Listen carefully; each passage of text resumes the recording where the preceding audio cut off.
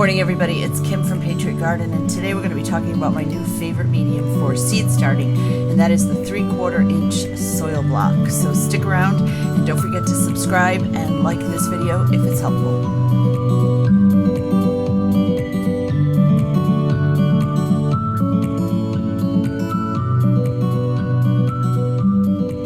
Right now in the grow tent, what's going on here is all of my first starts, the things that can go into cool soil or into a cold frame. So I'm growing lettuce, I'm growing brassicas, broccoli, and cabbage. I've got my onions going, and I've got my leeks going. I also have a lot of peppers going, but remember, peppers take a really long time, so I've got them started early. My goal is to be able to sell some of these starts in April and then start my warm starts, tomatoes and basil, for a May sale. I've also got some microgreens going on here. I'll do a separate video about microgreens, but I will show you what's going on now. I kind of just started 3 trays of microgreens using some leftover seed just to get it used up because I have a new order from True Leaf Market. My goal is to have trays in constant rotation for my own consumption, our family's consumption, and possibly for sale. I will have trays that are germinating, and when they move into blackout stage, I'll start new germinating trays, and then each of them will move up and we'll have trays under lights for the final growth.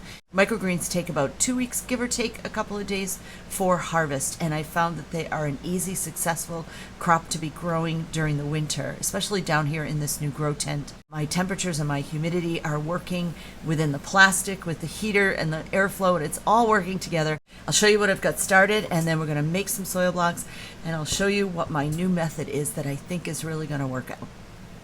Remember, these are warm season starts, and I've got some Buquino yellow in these these 3 cells, and then starting back there I have all Tabasco peppers. Down here I've also started some Craig's giant jalapenos and some cayenne, long thin on this side, and then way down here I have some giant Ozark. They took forever to germinate. I'm not really crazy about the germination rate here, but I'm not going to give up on the cells that haven't germinated yet. They could show up any day. I've got some spinach and some kale and chard. This is for our own consumption.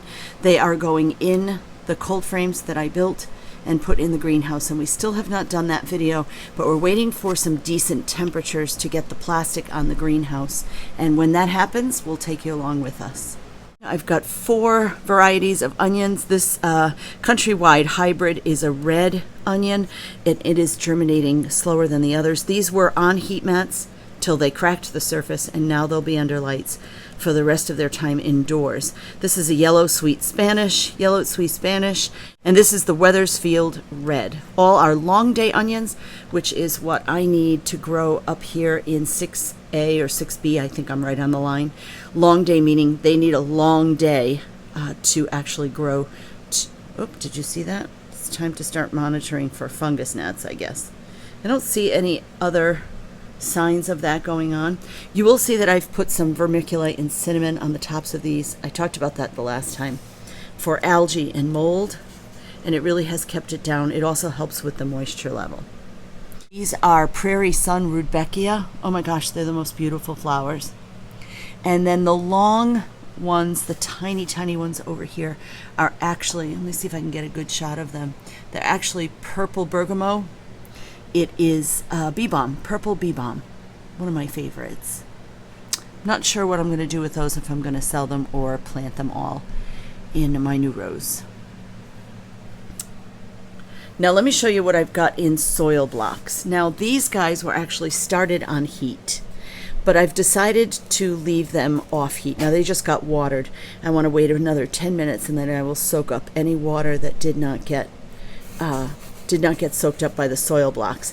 I'm growing in here some green twister echinacea. That's what's growing there. And then I'm growing some more of that bergamot over here, the purple bee balm.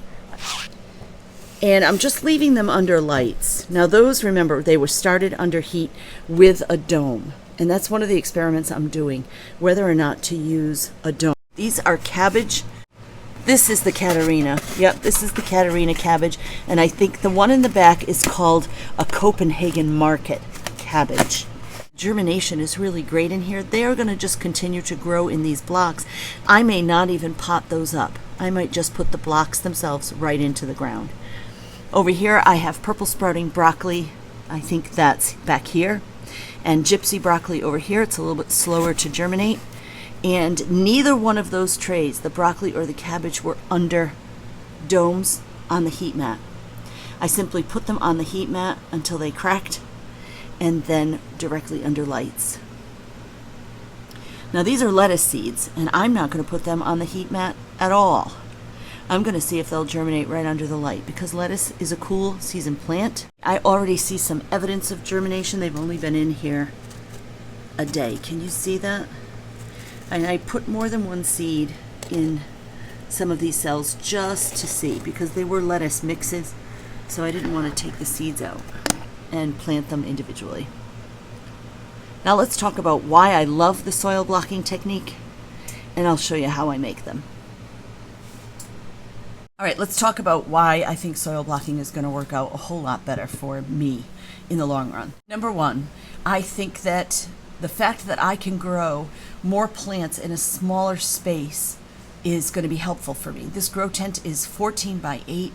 I might be able to fit in here another, let me show you the size of that rack, the shelving rack that I have in there. I bet I could put another one against this wall of the grow tent here. And then I would have 1, 2, 3, 4, 5, 6, 7, 8, 9, 10, and then another 5. So that's 15 grow shelves. But when you use those traditional cells, whether they be the 72 or the 128 or even the, what is the smallest one you can get? I don't know, in the 50s maybe. Those trays take up a lot of space. Let me show you just my cabbage here. Let me remind you what this looks like. Now, when you press out one pressing of these 3/4 inch blocks, you're ending up with 20 blocks. So that means that there are 40 plants in the space of this little meat tray. That's what I'm growing them on, this meat tray. You don't need anything fancy. The lettuce was 4 pressings of the soil block. So that means that there are 80 soil blocks here with lettuce plants in them. That's more than a 72 cell tray. And this is the size that's going on my shelf. So the sheer number of plants that I can grow in this limited space has increased. Number 2, I think the plants are going to be healthier. Now, what happens in a cell tray? The roots hit the side of the plastic cell tray and they have no place to go. So they turn a corner, and if you leave them in the cell tray, when you pull them up, they have wrapped themselves around and around inside that cell tray. When you plant in a soil block, roots do something called air pruning, which means when they reach the end of the soil block, they meet the air. And they prune themselves. They stop their own growth. So I'm not going to have this tangled mess of roots inside a cell tray. I'm going to have just what that plant needs at the time or at the size that it is in that soil block. I have had that problem where the roots of the soil blocks grow together, but teasing them apart has been very simple. And by the time I'm ready to put them in the garden, they are going to be sturdy and they'll be easier to tease apart. I'm thinking that going right from soil blocks, I don't have to dig them out of a cell tray. I don't have to poke them on that board with the dowels to poke them out. All I need to do is pull out this tiny little soil block with my hands and put it right in the ground. Don't have a lot of data over whether the domes or no domes or heat mat or no heat mat are working. I'm not really keeping that data, but I will keep you up to date on how these lettuce seeds are doing. So now let's get going making some soil blocks.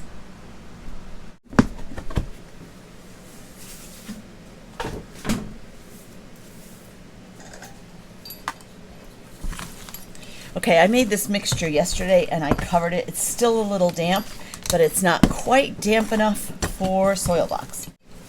You want your soil blocks to be made from wet soil. And you know, the rule about water is always to add a little bit more than you think you need, because then you can always adjust. It's kind of like baking, right? If your bread dough is a little sticky, you just add a little bit more flour. Now, hear that sound? That squishy sound?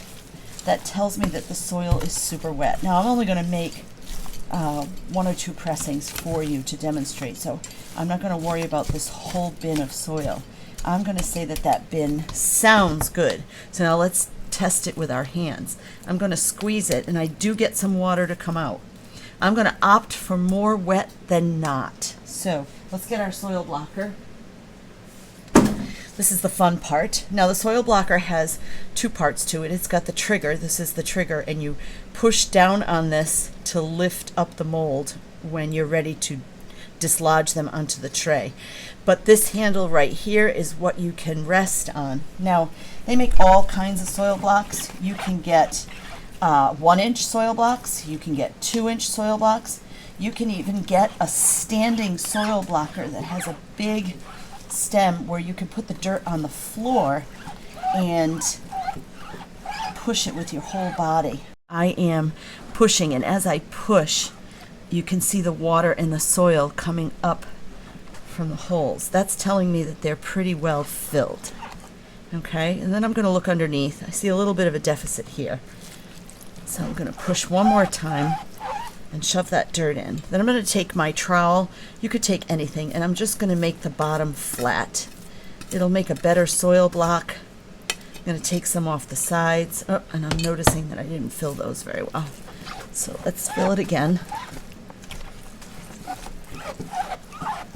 And then trim it a little bit. And good. Now let's go press it into a tray. I'm loving these little meat trays that I recycle. I wash and recycle. They're really great for soil blocks, and they cost nothing, which is always a good thing for me. Okay, so I'm going to put the soil block on the tray. I'm going to push down on the handle and then lift up with the trigger. And then press a little bit and then gently lift this up. And I've made 20 perfect little soil blocks. And as you can see, the soil blocker, I don't know if you can see in there, it comes with those little dimplers that create the little dimple for the seed to go in. Let's make one more, and then we'll seed it.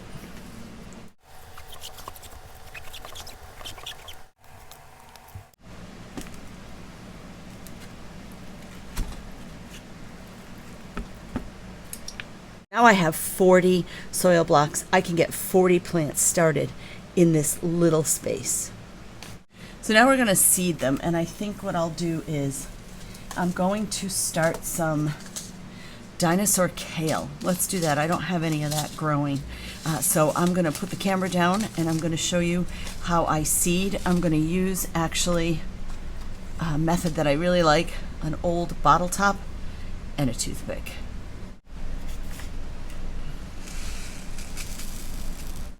And then just one by one, press the seeds in.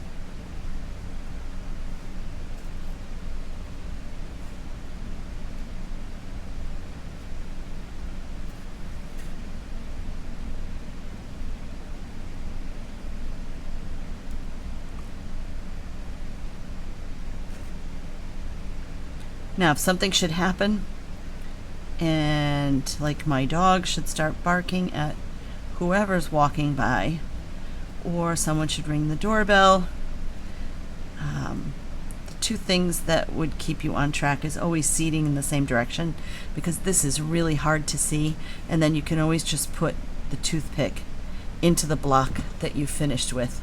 That way when you come back from your disruption, it's easy to just pick up and go.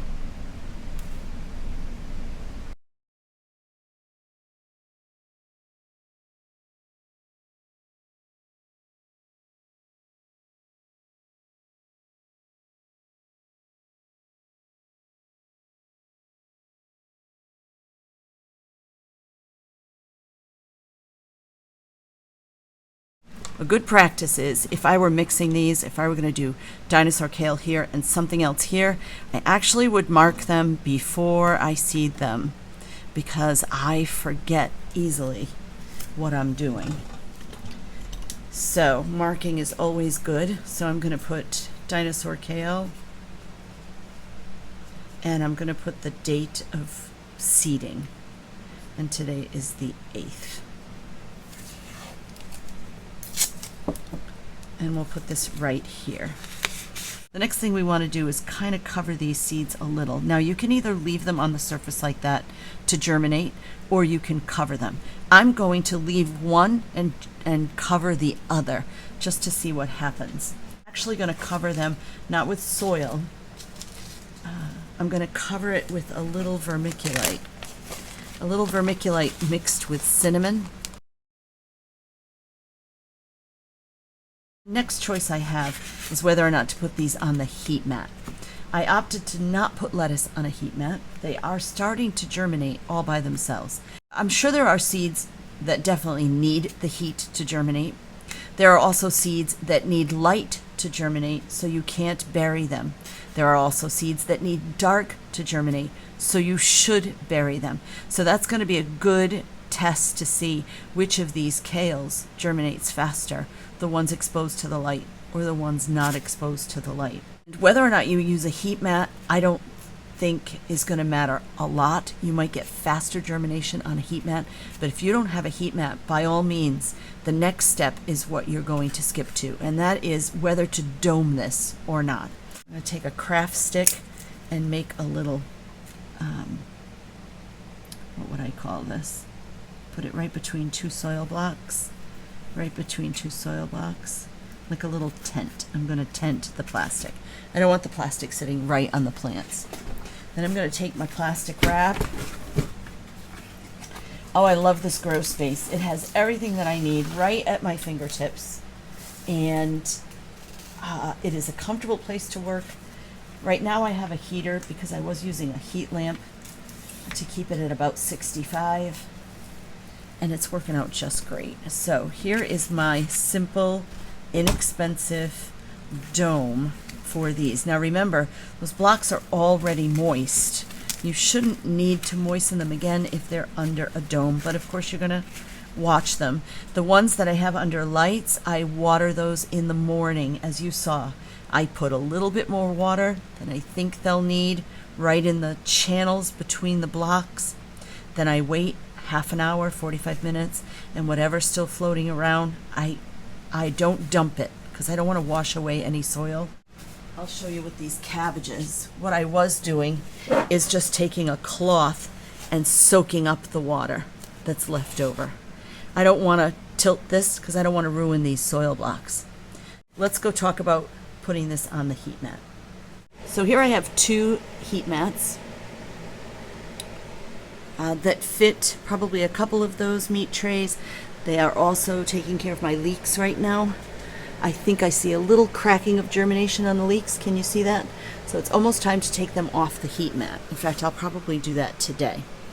This is a dome. I have covered all the holes in this regular dome with some plastic so that the moisture can stay inside. And I'm going to have to actually plug this heat lamp in because it's not on right now. And I'm simply going to rest my seedlings inside there and cover it with this dome. I do have to remember to plug that in. We're kind of comparing that to the lettuce. I did not put lettuce under the heat mats, but I already see some evidence of germination right there. So it's happening, probably because lettuce is a cool plant.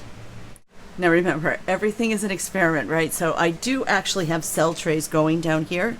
You saw that I had my flower seedlings in cell trays. I actually put the little 3/4 inch block into the cell tray surrounded by these just to see how that would work. Once they get to this stage under lights in cell blocks, everything is bottom watered. I fill the reservoir, I wait an hour, and then I drain what's left over.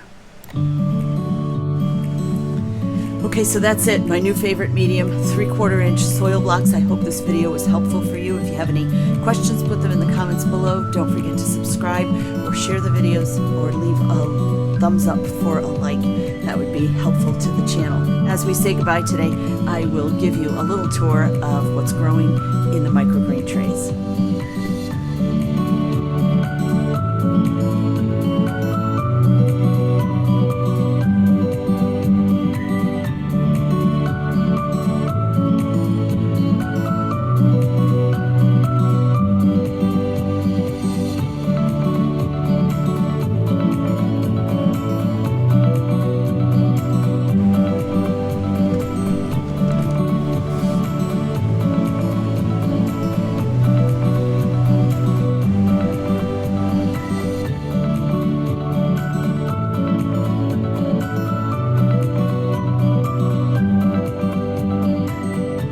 was all my leftover seeds. Now we can start over fresh with all my true leaf stuff. See you later.